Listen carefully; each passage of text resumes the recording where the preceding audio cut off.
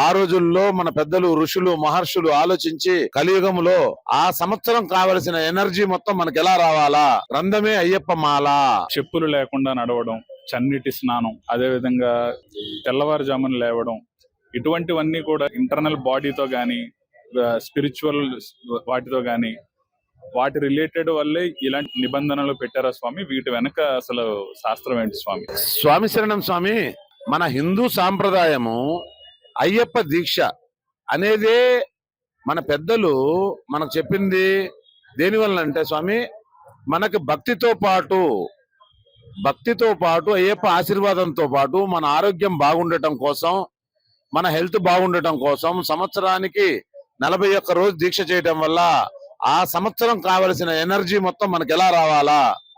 ఉదయం లేచి స్నానం చెయ్యి బాబు అంటే మన స్వాములు లేవలేరు. ఆ రోజుల్లో మన పెద్దలు ఋషులు మహర్షులు ఆలోచించి మన కోసం అందించిన కలియుగంలో మహాప్రసాదం మహా రంధమే అయ్యప్ప మాల. అయ్యప్ప మాల వేసుకోవటం వల్ల, చెప్పులు లేకుండా నడవటం వల్ల మన ఆరోగ్యము చాలా బాగుంటుంది.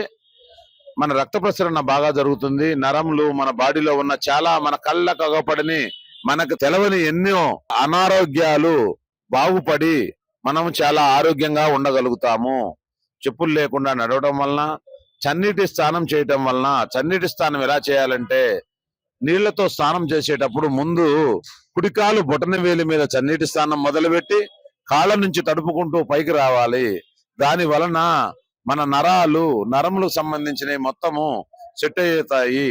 మన ఆరోగ్యము, మన నరములు, నాడి, మైండ్ అంతా సెట్ అవుతుంది. ఉదయం ఆ టైంలో చన్నీటి స్నానం ఉదయం బొట్టిన వేలు నుంచి కుడికాలు బొట్టిన వేలు తడుపుకొని తర్వాత ఎడమ కాలు బొట్టిన వేలు నుంచి కాళ్ళ నుంచి పై భాగమునకు రావలేను స్వాములు. దాని వలన ఆరోగ్యానికి చాలా మంచిది. మన పెద్దలు సూచించినది. స్వామి శరణం, స్వామి శరణం అయ్యప్ప.